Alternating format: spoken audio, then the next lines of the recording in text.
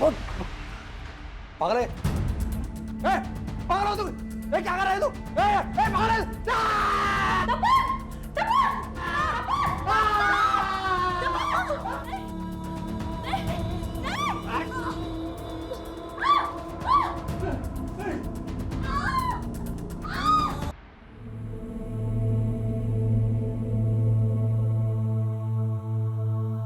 माँ, अरे ये सब हटाओ, देखो मैं तुम्हारे लिए क्या लेकर आया।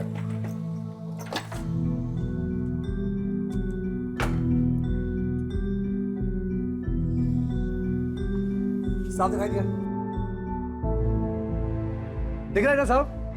साफ दिखाई दिया? एकदम साफ दिख रहा है। माँ एकेबारे सुंदरी लगती हो, क्या हीरोइन लग रही हो माँ। पर ये तो महंगा दिख रहा है, इतना महंगा चश्मा क्यों लाया तू? माँ तुमने सारी जिंदगी तो पाई पाई बचा के काटी, अब बाकी बची हुई जिंदगी तुम अच्छी तरह से काटो, हमारे अच्छे दिन आने वाले हैं। माँ मेरी शहर में स्कूल में नौकरी लग गई है। नौकरी? हाँ माँ। मेरा बच्चा।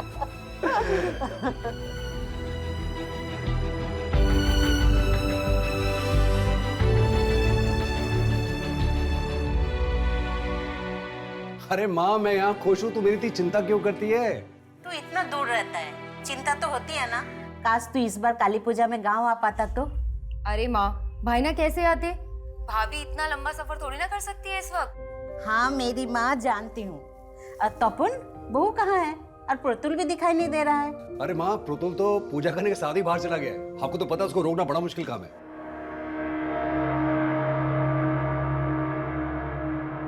लो, बन गई तुम्हारी मूछें, जाओ। मुझे नहीं बना दानव वानव। बेटा, दानव तो लड़कों को ही बनना पड़ता है, और आप तो महादानव शुंभ हो। आपको डरना नहीं है, डराना है, गुस्से से ललकारना है। ओ कालिका, तुम में अगर शक्ति है तो मुझसे युद्ध करो, ऐसे। और आपको काली बन के प्रतुल यानी महादानव से युद्ध करके उसे मार गिराना है। नहीं नहीं मैडम, मैं नहीं मारूंगा, और इस इकरा से तो बिल्कुल नहीं। मैं काली हूँ और तू दानव, मरना तो पड़ेगा। नहीं, मैं मारूंगा तुझे। नहीं, मैं मारूंगा। मैं मारूंगा तुझे। नहीं, छोड़ो प्रतुल। नहीं, मैं नहीं मारूंगा। छोड़ो उसे।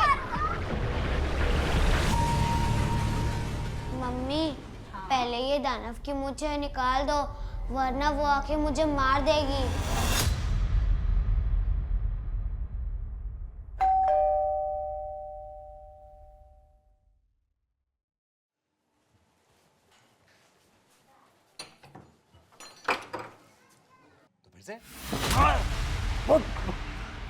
पागल है? पागल हो तुम? क्या कर रहे हो तुम? पागल है?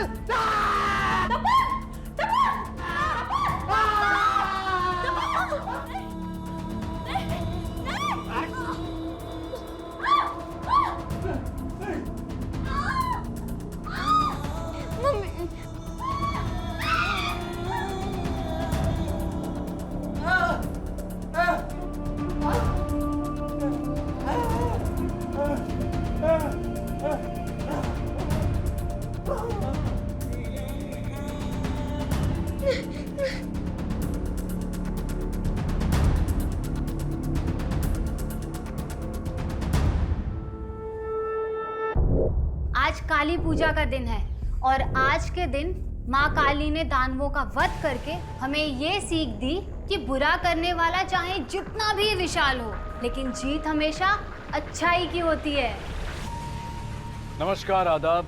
क्राइम पेट्रोल सतर्क के ब्लैक हेडलाइंस अध्याय के आज के एपिसोड में आप सबका स्वागत है। देखते ही देखते ये घटना एक ऐसी नेशनल न्यूज बन गई जिसने न्यूज रूम से लेकर राजनीतिक गलियारों तक में हलचल पैदा कर दी। एक तरफ इस हत्याकांड के सामने आने के कुछ ही घंटों बाद एक ऐसा राजनीतिक दंगल छिड़ गया कि राज्य की सियासत हिल गई। पुलिस प्रशासन! पुलिस प्रशासन! तपन के हत्यारों को गिरफ्तार करो! गिरफ्तार करो! पुलिस प्रशासन! पुलिस प्रशासन! पुलिस प्रशासन! पुलिस प्रशासन!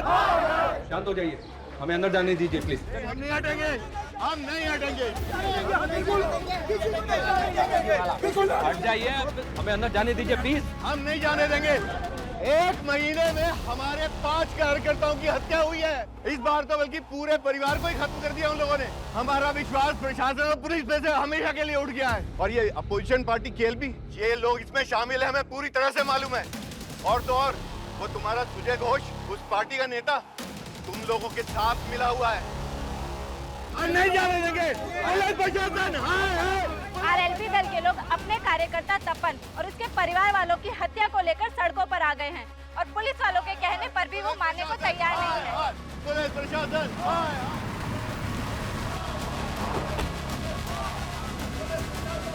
जैन सर, इनको कंट्रोल करना बहुत मुश्किल हो रहा है सर। क्राइम सीन पे भी नहीं जाने दे रहे। इन लोगों के तपन की फैमिली वाला भी है? नहीं सर, उसकी माँ और बहन गांव में रहते हैं, अभी तक पहुंचे नहीं है।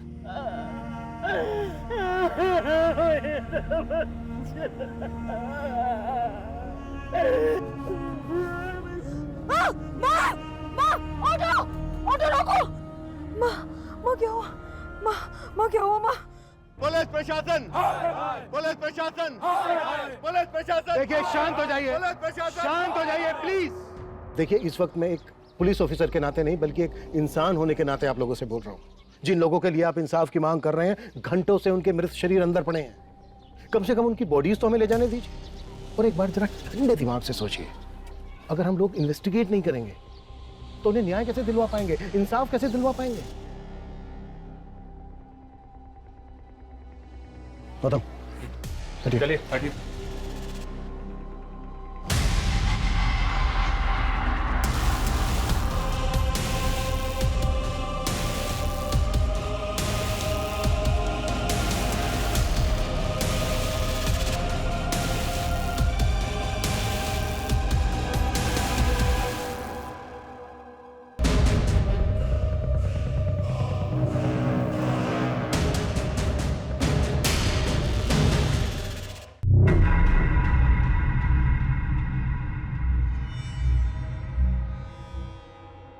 Wow, it's killing. ये होती है असली बिरयानी की खुशबू। अरे आप बिरयानी टेस्ट कीजिए, वो और भी ज्यादा किलिंग है। वाओ, इसका टेस्ट तो इतना अच्छा है ना, शब्द ही नहीं मिल रहे मुझे तारीफ में। अरे क्या हुआ, आप ठीक है? कुछ नहीं, आपकी बिरयानी मेरे बच्चे को भी बहुत पसंद आई, किक मार रहा है अंदर।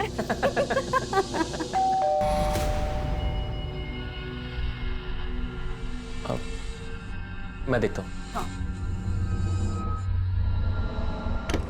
गंदी बात होती है। शक तुम? तपन दादा, मैं तो बिरयानी देने आया था। अरे प्रतुल बेटा, तुम तो बड़े अच्छे लग रहे हो, मुझे लगा के हैं। दाना बच्चे नहीं बुरे होते हैं। आप तो मुझे बुरा ही बोलोगे। इकरा के पापा जो हो। प्रतुल, अंकल से ऐसे बात नहीं करते ना। प्रतुल, प्रतुल। अच्छा मैं चलता हूँ। तपन दादा, आप और प्रतुल भी बिरयानी टेस्ट कीजिएगा। हाँ, खुदा हाफिज। खुदा हाफिज।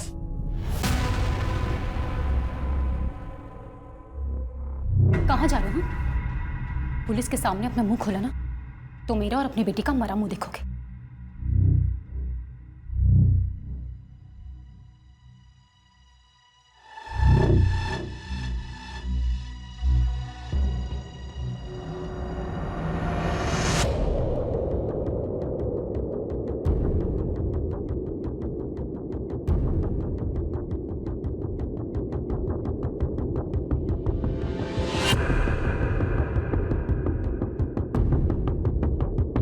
सर, घर में फोर्स एंट्री के साइन नहीं मिले। सर 3 मर्डर्स हैं। किलर शायद 1 से ज्यादा होंगे और मेन दरवाजे से ही घर के अंदर आए होंगे।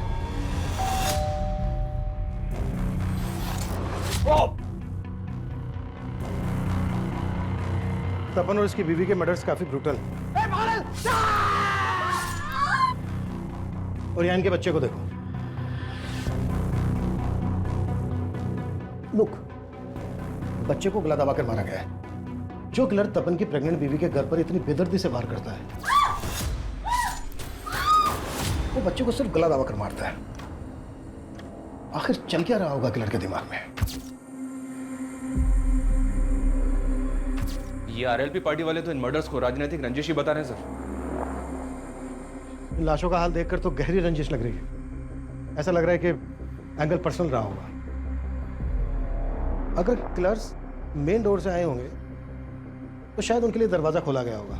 मे बी तपन की फैमिली के जान पहचान वाले रहे हों।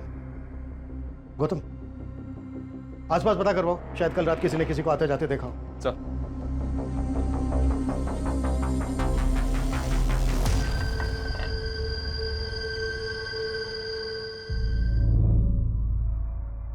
साहब मेरे दीदी जीजाजी है साहब, एक बार मिल तो लेने दीजिए। रुको, बाहर रुको। अरे साहब मेरे दीदी जीजाजी है। ए, क्या शोर मचा रहे हो? क्या प्रॉब्लम है? हाँ साहब मेरे दीदी जीजाजी है साहब। राव, तुम तपन के साले? हाँ साहब, सुबह टीवी में ये सब देखा, काफी महीनों से मिला नहीं हूँ। कल बस दीदी से बात हुई थी। हाँ दीदी, काली पूजा की बहुत बहुत बधाई आपको। अरे पोल्टू, तुमको भी बधाई हो। तुम खुश तो हो? अरे मैं तो डबल खुश हूँ, दूसरी बार मामा बनने वाला हूँ ना। दीदी, जीजाजी कहाँ है? अरे वो घर पे नहीं है, तू उनके नंबर पे कॉल कर ले। फिर मैंने जीजाजी को फोन किया, लेकिन उन्होंने उठाया नहीं।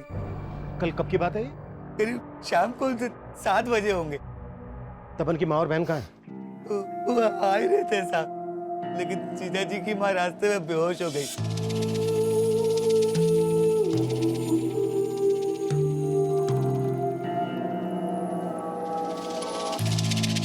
कल रात आपने किसी को तपन के घर पे आते जाते हुए देखा था?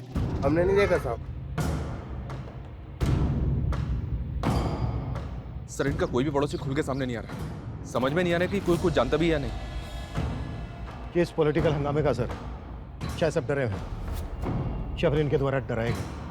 खत्म, अपने ऐसी खबरी एक्टिव करो जिनकी पहुंच जड़ों तक हो। मुझे तपन और उसकी फैमिली से रिलेटेड एक इन्फॉर्मेशन चाहिए। जी सर। चाहिए। सर, आपको क्या लगता है इन हत्याओं के पीछे किसका हाथ है? सर, एक तरफ आरएलबी पार्टी के नेता पारस सिन्हा के इस मामले में बयानबाजी चल रही है, वहीं दूसरी तरफ पुलिस इस मामले में अपनी कोई भी प्रतिक्रिया देने से बच रही है। दो बिल्लियों की लड़ाई में ना रोटी हमेशा बंदर ही खाता है। बाबा, मैं आपसे कुछ बात कर रहा हूं, अपनी जमीन तो बचा लोगे ना आप? अपनी जबान को थोड़ा लगाम लगा। क्यों चुप गई मेरी बात? या उनके मौत के बारे में सुनकर आपका गला भराया? बाबा, एक बात ध्यान रखना, ये वही लोग हैं जिन्होंने आपका गला पकड़कर आपकी पस्तून तक गीली कर दी थी। बाप की इज्जत नहीं करता कोई बात नहीं, कम से कम अपनी बहन के सामने तो अपनी जबान से गंदगी मत निकाल। बात करता है। ये तपन और संगा की कॉलेज टीम है। जिन जिन के साथ भी इन दोनों की बात हुई थी, उन सबको बुला के इंक्वायरी करो। सब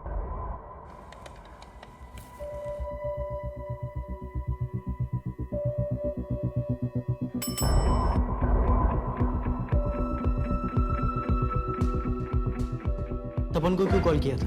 सर, तपन दादा को मैं जानता हूँ और उस दिन मैंने सिर्फ काली पूजा की बधाई देने के लिए उनको फ़ोन किया था। उस दिन तपन जी और मैंने एक दूसरे को काली पूजा की बधाई दिए थे। हो सकता है काली पूजा का बहाना लेकर कोई सच छुपा रहा हो। हम किसी को हल्के में नहीं ले सकते। तपन और संगा के कॉल रिकॉर्ड्स में जितने लोग भी हैं उनको इन्वेस्टिगेट करो। तुमने बताया कि कत्ल वाले दिन तपन की माँ की भी तपन से बातें हुई थी। जी सर, लेकिन तपन की माँ और बहन से हमारी बातचीत नहीं हो पाई है। हालांकि तपन की माँ को हॉस्पिटल से छुट्टी मिल गई है, पर वो लोग अभी काफ़ी सदमे में हैं सर। लेकिन हमारा उनसे बात करना भी बहुत ज़रूरी है। हो सकता है हमें उनसे कोई हिंट मिल जाए। तपन एक स्कूल में क्लर्क था, तो आरएलबी पार्टी से कैसे जुड़ा? डिटेल्स निकलवा रहा हूँ सर, अपने खबरी काम पे लगे हुए हैं। एक तरफ तपन के परिवार की हत्या को लेकर सियासी तूतू में बढ़ रही थी, और वहीं दूसरी तरफ पुलिस को लग रहा था कि तपन उस राजनीतिक दल का कार्यकर्ता ही नहीं था जिस दल के कुछ लोग इस सारे मुद्दे को इतना तूल दे रहे थे। हत्यारे को फांसी दो, फांसी दो, हत्यारे को फांसी दो, फांसी दो। हमारी पूरी हमदर्दी है उस परिवार के साथ, लेकिन आरएलबी पार्टी की यह गलत रवैया इस राज्य का माहौल खराब कर रहा है। तो क्या राजनीतिक षड्यंत्र की आड़ लेकर इन हत्याओं के असल मकसद को दबाया जा रहा था? और अगर ऐसा था तो वो असल मकसद क्या था? केस इतना बड़ा हो गया था कि तपन के परिवार को जानने वाले अड़ोसी पड़ोसी भी खुलकर गवाही नहीं दे रहे थे, लेकिन उन्हें भरोसे में लेने की कोशिश पुलिस लगातार कर रही थी, लेकिन कोई सामने नहीं आ रहा था। और पुलिस जल्द ही तपन की मां और बहन से भी मिली। सर, उस दिन भाईना और भाभी से बात हुई थी। अरे माँ, मैं यहाँ खुश हूँ, तू मेरी इतनी चिंता क्यों करती है? तू इतना दूर रहता है, चिंता तो होती है ना। भाभी से बात कराइए ना।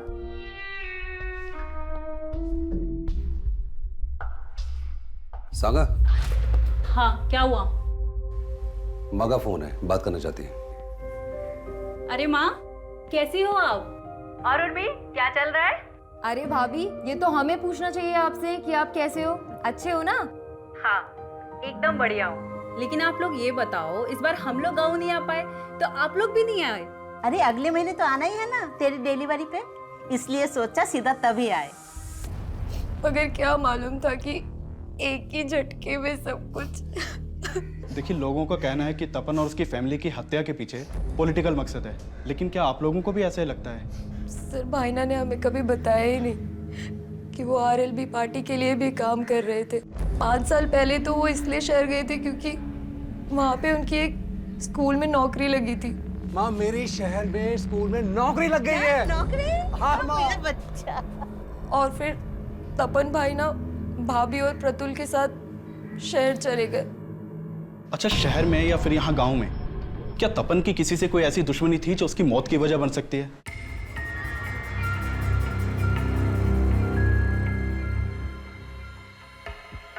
सर, तपन के घर से जो सामान मिला था उसमें डायरी भी थी। इस पे तपन की बीवी का नाम लिखा हुआ है, उसी की होगी। हाँ, देखी थी ये डायरी मैंने। क्या लिखा है इसमें? सर, डायरी को देखकर ऐसा लग रहा है जैसे वो इसे रोज लिखती होगी। इसमें काफी कुछ ऐसा है जो किसी अफेयर की तरफ इशारा करता है। अफेयर? जी सर।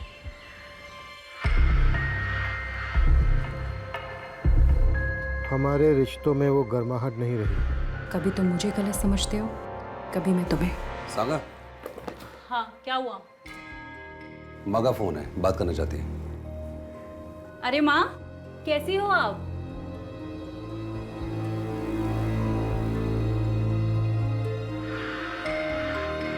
ना कभी तुम कुछ बोल पाते हो और ना कभी मैं।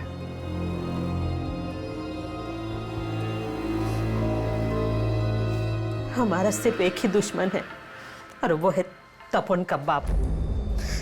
उसने मुझे सालों पहले ही छोड़ के दूसरी शादी कर ली।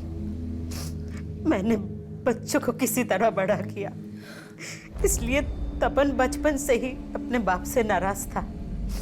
जब वो पढ़ लिख गया तो उसने अपने हक के लिए उन पे केस कर दिया और इससे उनकी दूसरी बीवी का बेटा और भी तिल मिला गया। मेरे बाप का जो भी है ना वो मेरा है।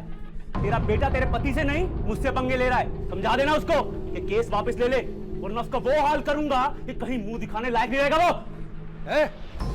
क्या लगा रखा है? इधर क्या बात कर रहा है? इधर बात करना है। तू इधर आया कैसे? तेरी हिम्मत कैसे हुई? धमकी दे रहा, धमकी दे रहा। लगा यहाँ पे। तपन भैया, भैया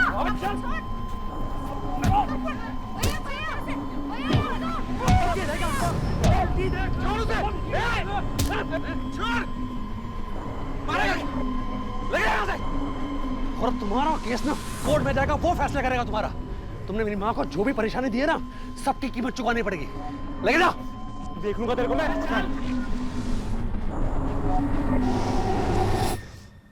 आखिरकार हमने केस जीत लिया था और अदालत ने हर जाने के साथ साथ उनकी आधी जायदाद हमारे नाम करवाने का फैसला सुनाया था।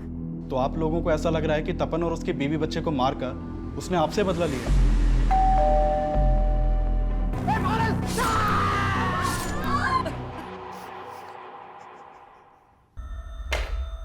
ये डायरी पढ़ने के बाद तो यही लगता है कि तपन और संगा की जिंदगी में सब कुछ ठीक नहीं होगा। और अगर इसकी वजह अफेयर है तो किसका अफेयर? क्या उसके आने से हमारे फासले बढ़ गए या फासलों की वजह से कोई हमारे दरमियान आया? तपन और संगा की जिंदगी में अगर कोई तीसरा था तो वो किससे ताल्लुक रखता था, तपन से या संगा से? ये क्लियर नहीं है। उन दोनों के कॉल रिकॉर्ड से भी कोई हिंट नहीं मिला है कि अगर उन दोनों में से किसी का अफेयर होगा तो किससे होगा। इनमें से जिसका भी अफेयर था उसका परिणाम इतना घातक कैसे हो गया कि पूरे परिवार को इतनी बेदर्दी से मार डाला गया।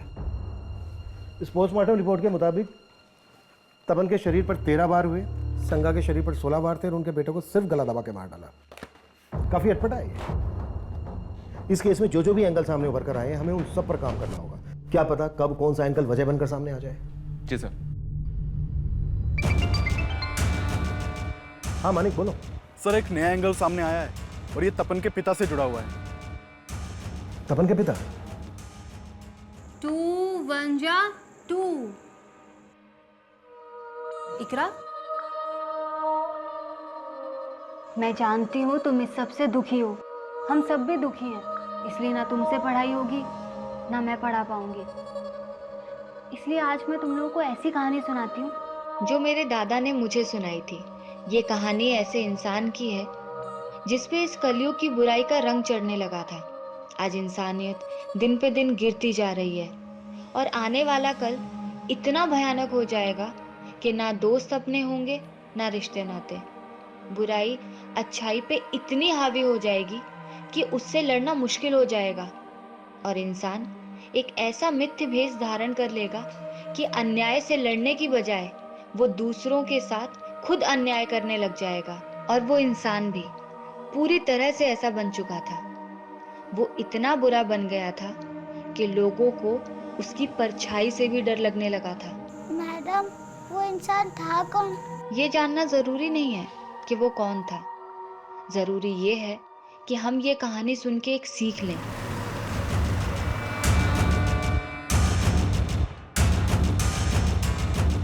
अरे कहाँ गुल खिलाकर आए हो आप, जो आपके पीछे पीछे पुलिस भी आ गई यहाँ पर?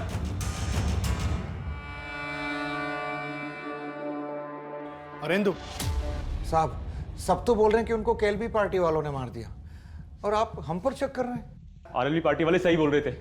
आप लोग केएलबी पार्टी वालों को बचाने के लिए हमें फंसाओगे। चुप, बिल्कुल चुप। बहुत ज्यादा बोलता है ना तू। अभी अगर सच नहीं बोला ना तूने तो यही धुलाई होगी तेरी। साहब, जब कुछ किया ही नहीं तो आपकी धुलाई के डर के मैं कोई झूठ को थोड़ी स्वीकारूंगा। साहब, माना कि पहले भूल हो गई थी, लेकिन कोर्ट के आदेश के अनुसार मैंने अपना आधा हिस्सा दे दिया था उन्हें। पर वो तपन पूरी जमीन हड़पना चाहता था। पूरी जमीन? हाँ साहब, पूरी जमीन। जमीन बिकी नहीं थी, आधा हिस्सा उनका था। तपन ने लाखों की कीमत पर वो जमीन बटाई पर दे दी और सारा पैसा खुद हजम कर गया। 20 साल पहले छोड़ा था ना आपने हमें, और 20 साल से अब अकेले अकेले खा रहे, तो अगले 20 साल हमारे, फिर बेच के कर लेंगे हिस्सा। ऐसा मत बोल। अरे बेटी भी आनी है मुझे। तो मुझे भी अपनी बहन भी आनी है। साहब, उसने पाई पाई को तरसा दिया था, पर हम कोर्ट नहीं गए, ये सोच के कि मिलजुल के रास्ता निकाल लेंगे। और जब रास्ता नहीं निकला तो खत्म कर दिया उसे। नहीं साहब, वो तो शहर में थे और जब ये कांड हुआ तो मैं और मेरा बेटा तो गांव में थे। तो किसे भेजा था उसको मारने के लिए? साहब, हमने किसी को मारने के लिए सुपारी नहीं दी साहब, पर मेरे बाप ने क्या किया मुझे नहीं मालूम। साहब, मैं मानता हूँ कि लखन गर्म दिमाग का है, पर उसने क्या किया ये मुझे नहीं मालूम। ऐसा नहीं बोलेगा सर। अरे साहब, एक तरफ तपन और उसके परिवार की हत्या को पॉलिटिकल मर्डर बताया जा रहा था। अपोजिशन पार्टी केएलबी, ये लोग इसमें शामिल है, हमें पूरी तरह से मालूम है। वहीं पुलिस को तपन से जुड़े ऐसे कई पर्सनल एंगल मिल रहे थे जो इन हत्याओं की वजह बन सकते थे, और इन्वेस्टिगेशन का ये दोहरा मापदंड पुलिस की चुनौतियां और भी ज्यादा बढ़ा रहा था। तो दोनों बाप बेटे कुछ नहीं उगल रहे हैं। इन्होंने खुद मारा है, सुपारी दी है, सब पता करता हूँ। मर्डर्स इतने ब्रूटल थे, किसी ना किसी पड़ोसी ने कुछ ना कुछ देखा सुना तो जरूर होगा। क्या अभी भी कोई कुछ नहीं बोल रहा है? जी नहीं सर, लेकिन अभी माहौल को शांत हुआ है, फिर से ट्राई करते हैं। तपन का बाप बोल रहा था कि तपन सारी जमीन की बटाई के पैसे खुद रख लेता था। तपन यहाँ एक स्कूल में क्लर्क था, पार्ट टाइम इन्वेस्टमेंट स्कीम बेचता था। इतने भर से 5 साल के अंदर शहर में उसने अपना घर बना लिया। गांव की जमीन जायदाद वैसी की वैसी। कहीं उधारी का मामला तो नहीं है? एक अमीन सर, कम सर, तपन के स्कूल में पूछताछ की तो कुछ बातें पता चली है सर। उसके स्कूल में एक टीचर है मिताली, जो तपन के बेटे को ट्यूशन भी पढ़ाती थी। और सर, इस मिताली का तपन के घर पर काफ़ी आना जाना था। और सर, लोगों से पता चला है कि इस मिताली और तपन में काफ़ी अच्छी बातचीत थी। रहती कहाँ है मिताली? सर, ये मकदीर नगर में कहीं किराए के मकान में रहती है। जिस अफेयर के एंगल को हम ढूंढ रहे हैं, कहीं वो मिताली और तपन से तो नहीं जुड़ा है? इस एंगल को लेकर हमें तपन की माँ, बहन और संगा के भाई से बात करनी चाहिए। गौतम, तुम मिताली से मिलो और तुम इन सबसे बात करो। ये कैसी बात कर रहे हैं साहब? तपन और संगा के बीच कोई तनाव नहीं था। हो सकता है कि ऐसा कुछ हो, लेकिन आपको पता ना चला हो। अच्छा, आपको कुछ अंदाजा है कि उनके बीच कुछ? नहीं सर, मुझे कभी ऐसा लगा ही नहीं कि उनके बीच में कोई तीसरा भी होगा। जीजा जी का कुछ ऐसा होता तो दीदी मुझसे छिपाती नहीं। ये भी तो हो सकता है कि तुम्हारी दीदी का कोई पास्ट हो। क्या उनका किसी के साथ कुछ? नहीं सर, ऐसा कुछ नहीं था।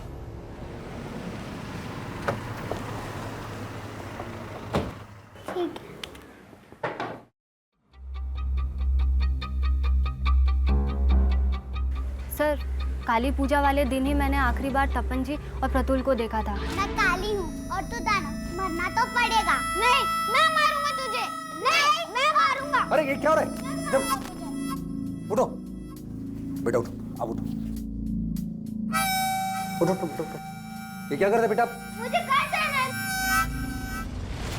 फिर वो प्रतुल को ले गए और अगली सुबह उन सबके मर्डर का पता चला। देखिए, हमें पता चला है तपन और संगा का रिलेशन ठीक नहीं चल रहा था। आपका तो उनके घर भी आना जाना था, इसकी हिंट तो होगी आपको। नहीं सर, मुझे तो कभी ऐसा कुछ नहीं लगा। जब भी उनके घर जाना होता था दोनों खुश ही लगते थे। प्रतुल ने जब से आपकी क्लास ज्वाइन की ना, बहुत अच्छा कर रहा है। अच्छा तो करेगा ही, आपने टीचर जो ऐसी चूज की है। ठीक है, जरूरत पड़ी तो हम आपसे दोबारा बात करेंगे। Sir 1 minute. सर, तपन जी आरएलबी पार्टी में कितना एक्टिव थे ये मैं नहीं जानती, लेकिन वो समाज सेवा में हमेशा आगे रहते थे। सर, हमारे स्कूल के पास सरकारी ज़मीन का एक हिस्सा बड़े टाइम से खाली पड़ा हुआ था और एक कम्युनिटी के लोग उस पर अपना कब्जा जमाना चाहते थे। तपन जी, आजकल ये लोग रोज़ यहाँ इकट्ठा हो जाते हैं, आखिर चक्कर क्या है? मुझे खबर मिली है कि ये लोग इलीगल तरीके से जमीन को हथियाने की कोशिश करें, जो मैं होने नहीं दूंगा। अरे बच्चों की जगह ही है। मैं कोर्ट में इनके खिलाफ पिटीशन दायर करने वाला हूँ। सर, उनके पिटीशन डालने की वजह से ही कोर्ट के आदेश पे वो ज़मीन म्यूनसिपल कॉर्पोरेशन को दे दी गई। तो मतलब आप कहना चाहती हैं उन लोगों ने तपन के परिवार को? हो सकता है। उनका नेता उस्मान बड़ा ही दबंग आदमी है, हो सकता है उसको पता चल गया हो कि वो पिटीशन तपन जी ने ही फाइल की थी। सर, मिताली की बात सही निकली कि तपन ने उस्मान और उसके कुछ आदमियों के खिलाफ पिटीशन फाइल की थी। ये उस्मान तपन के घर के नजदीक ही रहता है। मानी को भेजा है उस्मान को बुलाने के लिए।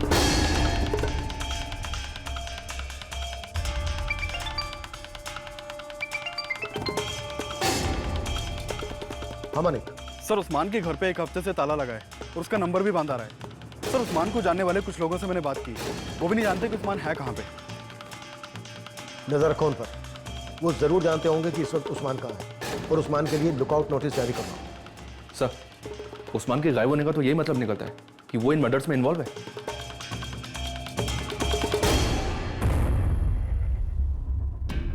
इस केस में हम अफेयर वाले एंगल को भी रूल आउट नहीं कर सकते। माना हमने मिताली ने उस्मान के बारे में बताया जरूर, लेकिन यह भी तो हो सकता है कि वो अपना राज छुपा गई हो। सांगा की ये डायरी साफ इशारा करती है कि तपन और सांगा के बीच कोई तो तीसरा था।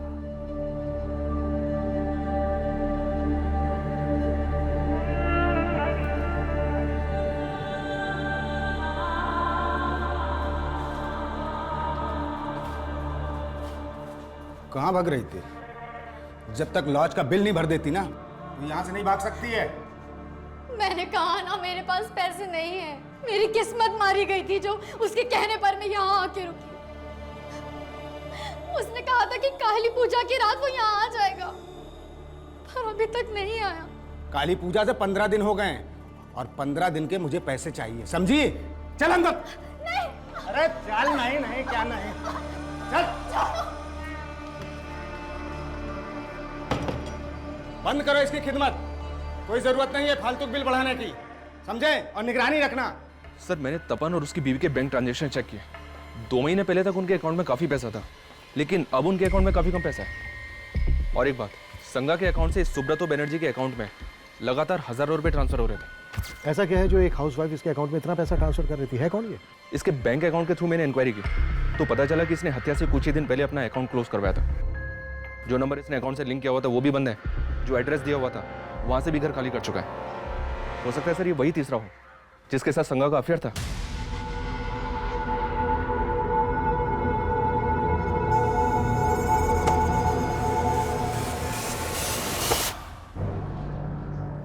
कहीं ऐसा तो नहीं है कि सुब्रतो बनर्जी संगा को किसी वजह से ब्लैकमेल कर रहा है? इस सुब्रतो बनर्जी के लिए तलाश शुरू करवा दी मैंने सर। और उस्मान, उसका कुछ पता चला? फिलहाल तो नहीं, उसकी भी तलाश जारी है। सुब्रतो और उस्मान ऐसे सस्पेक्ट बनकर सामने आए थे जो फरार थे, लेकिन उस रात तपन और उसके परिवार की हत्या करने वाला किलर कौन होगा, इसका एक राज अब तपन के पड़ोसियों से भी सामने आया। आखिरकार कुछ लोग बयान देने के लिए अब सामने आए थे। बोलिए सर। हम पहले से कहना चाहते थे, लेकिन तब माहौल ऐसा था कि हम डर रहे थे। क्या बोलना चाहते थे आप लोग? साहब, काली पूजा वाली रात एक आदमी को उनके घर के बाहर देखा था। पहले वो मुझे देखकर रुक गया था, पर मैं अपनी सब्जी की थैली बाइक पर भूल गया था। बाद में मैं आया तो देखा कि वो तपन के घर की बेल बजा रहा था। कौन था वो आदमी? उसको पहले कभी देखा था यहाँ? साहब उस वक्त रात में तो बहुत अंधेरा था, कुछ दिखाई तो नहीं दिया, लेकिन हाँ साहब उसने व्हाइट कुर्ता पहना हुआ था। हाँ सर, मैंने भी देर रात में एक आदमी को तपन के घर से निकलते हुए देखा था, लेकिन उसने व्हाइट कुर्ता नहीं पहना हुआ था। क्या इनमें से कोई था? इतना ध्यान नहीं है साहब, काफी अंधेरा था। ये तपन परिवार के बारे में और क्या जानते हैं आप लोग? उनका किसी के साथ कोई झगड़ा? सर झगड़ा तो किसी के साथ भी नहीं था, लेकिन हाँ साहब हमसे तो इशाक भाई जानते थे उनके बारे में। इशाक कौन? वो सामने वाला घर है साहब उनका, इशाक भाई का। काफी आना जाना था उनके घर में, काफी क्लोज थे उनके परिवार से। मैं आपके पैर पड़ती हूँ, मुझे जाने नहीं दे सकते तो कम से कम मुझे मेरा फोन तो दे दीजिए। क्या करेगी फोन लेके? अरे जो तुझे यहाँ छोड़ गया उसका तो फोन बंद आ रहा है। मैं किसी और को फोन करके इंतजाम कर दूंगी। अभी तक इतने दिनों से बोल रही थी कि उसके अलावा तेरा कोई नहीं है, अब किससे करेगी फोन? चुपचाप यहीं बैठ।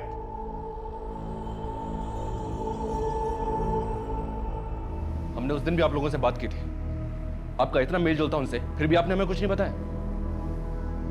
अरे सर, कुछ पता होता तो बताते ना। हमने कहा ना, हमने उस रात कुछ नहीं देखा। लेकिन तपन और उसकी फैमिली के बारे में तो काफी कुछ पता होगा ना। हमें पता चला है कि तपन और संगा के बीच कुछ भी ठीक नहीं चल रहा था। इसकी वजह क्या होगी? पता नहीं सर, हमने तो ऐसा कुछ नोटिस नहीं किया, और हमें तो यही लग रहा था कि वो दोनों खुश ही होंगे। सर सुब्रतो के बारे में पता किया। सुब्रतो एक हिस्ट्री शीटर है और 420 के केस दर्ज है उसके नाम पे। सर सुब्रतो लोगों का पैसा पोंजी स्कीम में लगवाता था और फिर गायब हो जाता था। अलग अलग शहरों में अलग अलग नाम से कई बैंकों में अकाउंट मिला है उसका, और सब काफी समय से वांटेड है। तो क्या इसने संगा के साथ भी फ्रॉड किया होगा? इस वक्त कहाँ है? ये तो नहीं पता सर, लेकिन कलिंगा पुलिस उसे काफी समय से ढूंढ रही है और उन्हें उसकी एक लीड भी मिली है। उन्हें लगता है कि वो फूलबनी में छिपा हो सकता है। उनके टच में रहो, किसी भी हाल में हमें ये सुब्रतो चाहिए। Okay sir.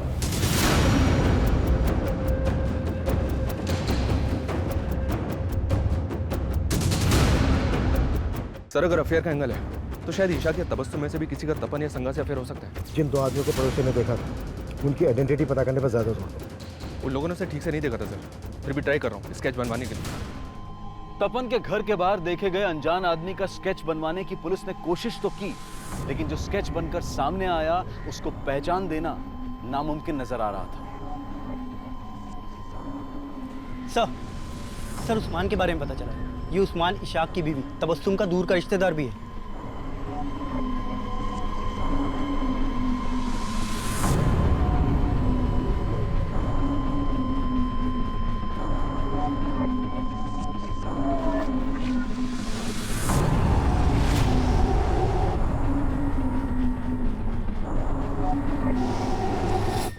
सर मेरा कोई अफेयर नहीं था तपन की वाइफ से सर। तो उसके अकाउंट से तुझे पैसा क्यों ट्रांसफर होता था? सर वो तपन उसके अकाउंट से भेजता था सर। सर मैं ऐसे बकरे तलाशता रहता था जो मेरे जाल में फंस जाए। मैंने उसको एक फेक स्कीम सुनाई थी और मेरे जाल में फंस गया। देखो दादा, ये ऐसा इन्वेस्टमेंट प्लान है कि राउंड अप में इंटरेस्ट मिलता है इस पे। 2 साल का स्कीम है, आपके पास जब जब पैसे हो तब तब इन्वेस्ट करते रहना। 18% ब्याज के साथ सारा पैसा वापस मिलेगा। अच्छा जी दादा, और मैं चाहता हूं कि आप इसमें इन्वेस्ट जरूर करो। लेकिन सर वो मेरे लालच के बाद मेरे जाल में फंस गया और मैं जितना पैसा वसूल सकता था मैंने वसूला। लेकिन सर आप मेरा विश्वास कीजिए सर, मैंने किसी को नहीं मारा सर। मैं सच बोल रहा हूं सर, मैंने किसी को नहीं मारा। तपन, उसकी बीवी संगा, उनका बेटा प्रतुल, सबसे जुड़े ऐसे कई रहस्य थे जो इस केस को लगातार उलझा रहे थे। तपन के पिता अरेंदु, उनका बेटा लखन, उस्मान, सुब्रतो, इशाक और तबस्सुम, ये सभी सस्पेक्ट थे। लेकिन इनके अलावा भी कई नाम और चेहरे थे जिनसे पुलिस का अभी तक परिचय नहीं हुआ था। और इन सब के बीच पुलिस को एक बड़ी कामयाबी मिली, उन्हें मर्डर वेपन मिला। सर ये थैली में ये खून से सना हुआ कुर्ता मिला है। सर इस कुर्ते में सब जगह खून लगा हुआ है। और सर एक कोयता मिला है, इसमें भी काफी खून लगा हुआ है। सर ये सारा सामान यहाँ डंप किया गया था। आइए सर। सर इस सब सामान को इस थैली के अंदर डाल के इस पत्थर के पीछे यहाँ डंप किया गया था। सर आदमी सुबह यहाँ से जा रहा था, इसने ये थैली देखी और हमें इन्फॉर्म किया। सर ये जगह तपन के घर से ज्यादा दूर नहीं है। एक विटनेस ने बताया था कि हत्या वाली रात को एक आदमी व्हाइट कुर्ते में तपन के घर के बाहर देखा गया था। ये कोयता मर्डर वेपन हो सकता है सर। उस रात एक आदमी व्हाइट कुर्ता पहनकर तपन के घर के अंदर गया, तो फिर से और जब घर से बाहर निकला उसने नीले रंग की कमीज पहनी हुई थी। हो सकता है ये कोई दो नहीं बल्कि एक ही आदमी जो अपने साथ कपड़े लेकर गया और मर्डर करने के बाद उसने कपड़े चेंज कर लिए। और फिर वाइट कुर्ता और कोयता लाकर इस पत्थर के पास डंप कर दिया। आसपास पता करवाओ, शायद काली पूजा की रात को उस किलर को किसी ने यहाँ पर ये सब डंप करते हुए देखा हो। Okay sir.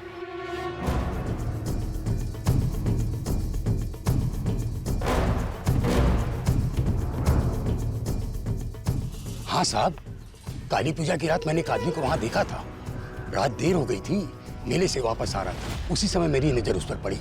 साहब वो ऐसे घूर के मेरी तरफ बढ़ा कि मैं तो घबरा ही गया था। क्या उस आदमी ने नीले रंग की शर्ट पहनी थी? हाँ शायद। उस आदमी की तस्वीर बनवाने में क्या आप हमारी हेल्प कर सकते हैं? सुजोय जी, आरएलबी पार्टी के 5वें कार्यकर्ता की हत्या, वो भी उनके पूरे परिवार समेत। हमारी पूरी हमदर्दी है उस परिवार के साथ, लेकिन आरएलबी पार्टी की ये गलत रवैया इस राज्य का माहौल खराब कर रहा है। लेकिन उनके इल्जाम आपकी पार्टी पर नहीं, सीधे आप पर हैं। उनका आरोप एकदम मिथ्या है। हम लोगों ने ऐसा कोई गलत काम किया ही नहीं। वो लोग ऐसे तपन और उसकी फैमिली के मर्डर्स को लेकर तो ऐसी राजनीति हो रही है जैसे तपन आरएलबी पार्टी में कोई बहुत बड़ा नेता था। और सोशल मीडिया की वजह से तो इतनी अफवाह फैल गई है कि पूरा का पूरा शहर जल उठा है। सर ये तपन स्कूल में क्लर्क होने के साथ साथ लोगों को इंश्योरेंस और इन्वेस्टमेंट स्कीम्स भी बेचा करता था। इसने आरएलबी पार्टी के कई लोगों को ऐसी स्कीम्स बेची थी, इसलिए पार्टी दफ्तर में इसका आना जाना था। लेकिन मैं जब पार्टी नेता पारस सिन्हा से मिला तो उसने बोला तपन ने हमारी पार्टी ज्वाइन की थी। तपन ही क्या, मैं और हमारे सारे कार्यकर्ता बहुत से काम करते हैं। इसका मतलब ये नहीं कि हम पार्टी में नहीं हैं। लेकिन जिस तरह का ये माहौल पैदा किया जा रहा है उसे तो ऐसा ही लग रहा है कि कहीं इन मर्डर्स का मकसद पॉलिटिकल माइलेज हासिल करना तो नहीं है। माइलेज तो मिल रहा है सर, आरएलबी पार्टी और उसके नेता पारस सिन्हा को। तो क्या इन मर्डर्स में शायद या फिर ये मर्डर्स किसी और मकसद के लिए हुए हों और ये इसे अपने फायदे के लिए इस्तेमाल कर रहे हैं। जो भी है, हम सुजय और उसकी पार्टी के लोगों को क्लीन चिट तो नहीं दे सकते।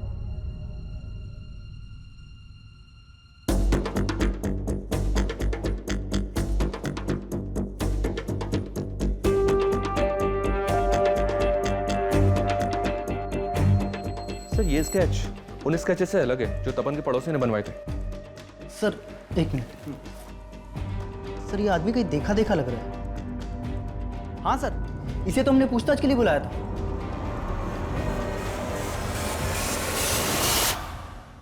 इसका नंबर तपन के कॉल रिकॉर्ड्स में था। रिकॉर्ड्स से क्या हो? सर ये देखिए सर, इसका नाम बादल है, इसका फोन नंबर और एड्रेस दोनों है हमारे पास। आप जिस नंबर को डायल कर रहे हैं वो इस समय स्विच ऑफ है। फोन बंद है सर।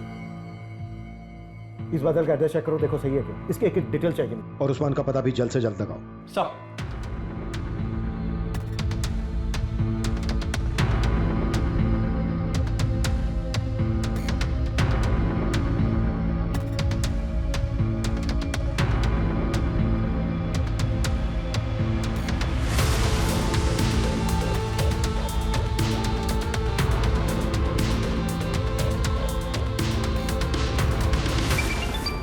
हाँ गौतम बोलो। सर बादल के घर पे भी ताला लगा हुआ है। और एक बात, आसपास इंक्वायरी की तो पता चला कि बादल पास के गांव की एक लड़की को भी भगा ले गया था। लड़की भगा ले गया था? पता करो इस लड़की का इसके इससे कोई कनेक्शन है क्या?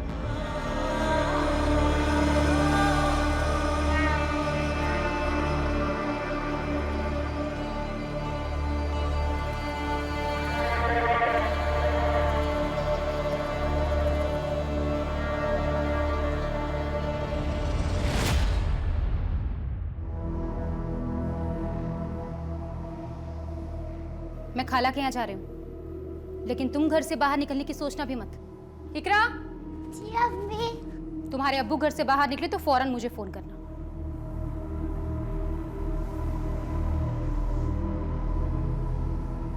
सर वो उस्मान खुद आया पुलिस स्टेशन। सर मैं भागा नहीं था, मैं तो अपनी बेगम के साथ यूपी गया हुआ था और जैसे मुझे पता चला कि आप लोग मुझे ढूंढ रहे हैं मैं वापस चला आया। भागा नहीं था तो फोन बंद क्यों था तेरा? सर वो तपन की वजह से वो जमीन नहीं हथिया पाया तो मरवा दिया उसको। तपन जी, आजकल ये लोग रोज यहाँ इकट्ठा हो जाते हैं, आखिर चक्कर क्या है? मुझे खबर मिली है कि ये लोग इलीगल तरीके से जमीन को हथियाने की कोशिश कर रहे हैं, जो मैं होने नहीं दूंगा। अरे बच्चों की जगह ही मैं कोर्ट में इनके खिलाफ पिटीशन दायर करने वाला हूँ। मुझे तो मालूम भी नहीं था कि तपन ने पिटीशन फाइल की थी। चलिए बोल, तबस्सुम और इशाक का ही सबसे क्या लेना देना है? तबस्सुम इशाक भाई पर शक करती थी, क्यों? उसका तपन के बीबी से कोई चक्कर है। सर मैंने बादल के कॉल रिकॉर्ड्स चेक किए। ये देखिए सर बादल के कॉल रिकॉर्ड में एक बरणी नाम की लड़की का नंबर मिला है। सर बादल और बरणी के बीच में काफी बातचीत होती थी। सर ये वही लड़की है जिसे लेकर बादल भाग गया था। सर काली पूजा वाले दिन भी इन दोनों के बीच में काफी बातचीत हुई थी। सर बादल का नंबर तो बंद आ रहा है, लेकिन बरणी का नंबर चल रहा है और हम उसकी लोकेशन ट्रेस करने की कोशिश कर रहे हैं।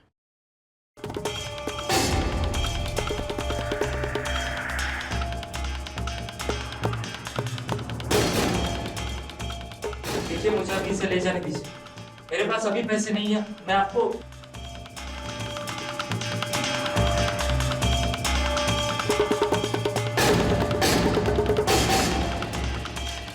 क्या बादल सचमुच हत्यारा था या उसे एक मोहरा बनाकर एक बड़ी चाल चली गई थी? साहब मैं मानता हूं कि मेरी बीवी मुझ पे शक करती है, लेकिन साहब हमारा कोई अफेयर नहीं था।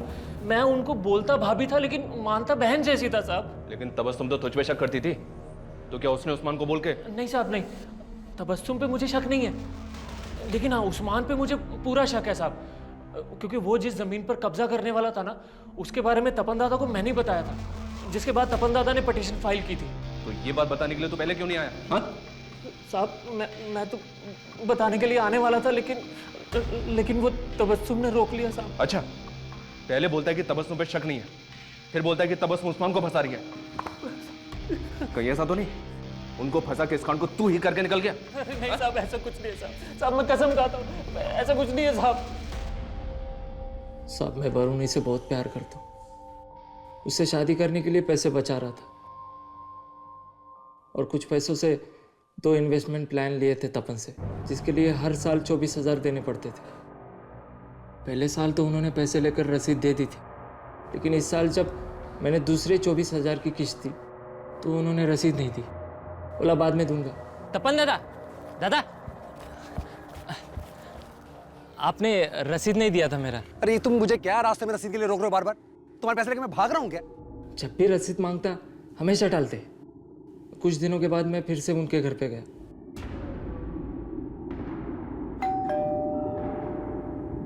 नमस्ते भाभी। तुम फिर आ गए? वो तपन जी से मिलना था मुझे। अरे कितनी बार तुमसे बोला यहाँ मत आया करो, बार बार मुंह उठा के चले आते हो। भाभी को परेशान कर रहा है, क्यों आया तू यहाँ पर? दादा आपने बोला था आज आप मुझे रसीद दे दोगे, दे दो ना मेरी अरे रसीद। तुझे मैंने कहा है ना कि रसीद बन जाएगी तो तुझे बुला के दे दूंगा ना। आप मुझे पैसे नहीं दे रहे, रसीद नहीं दे रहे, इसका मतलब आप मुझे धोखा दे रहे। मैं धोखा दे रहा हूँ? धोखा दे रहा हूँ? अब चल निकल यहाँ से। 2 कौड़ी का आदमी नगदन मत आना यहाँ पर।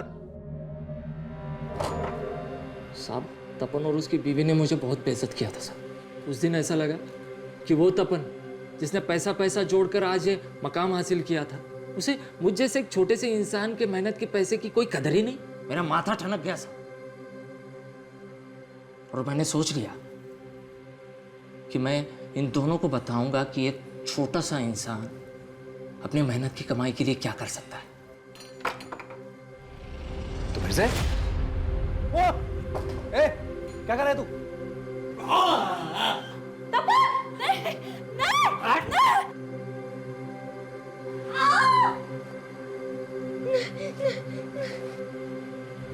सिर्फ 24,000 रुपए के लिए तूने तपन और उसके पूरे परिवार को मार डाला। तपन तुझे रसीद नहीं दे रहा था ना, उसके 8 साल के बच्चे की क्या गलती थी? उस मासूम को क्यों मारा तूने? और उसके अजन्मे बच्चे को भी मार डाला जिसने भी जन्म नहीं लिया था, कोख में था, उसकी क्या गलती थी?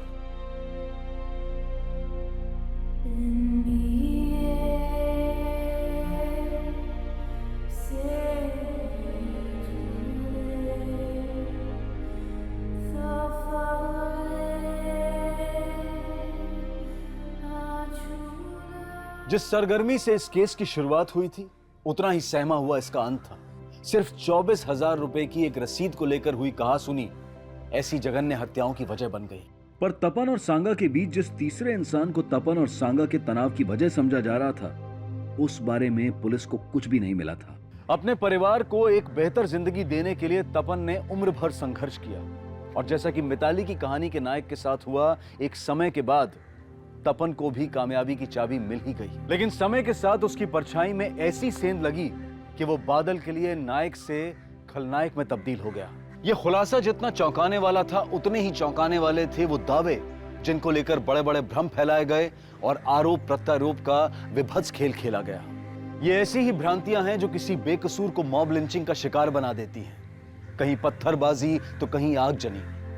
ये भ्रांतियां हमारे समाज को भटका रही हैं। इसलिए हमेशा ऐसी भीड़ का हिस्सा बनने से बचें जहां पर तर्क वितर्क का नहीं, सिर्फ कुतर्क का हल्ला मचता हो।